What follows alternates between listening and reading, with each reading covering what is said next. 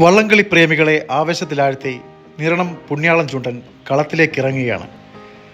Nehru trophy മത്സരത്തിൽ ആദ്യമായി ഈ ചുണ്ടൻ തുഴയുന്നത് കുമരകം ടൗൺ ബോട്ട് ക്ലബ്ബാണ്.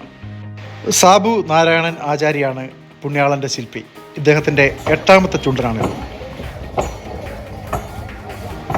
പുണ്യാളനും പടയാളികളും കൂടി നെഹ്റു ട്രോഫി മുത്തമിടുന്നതിൻ്റെ ആവേശത്തിലാണ് കുമരകം കരക്കാരാകമാനം.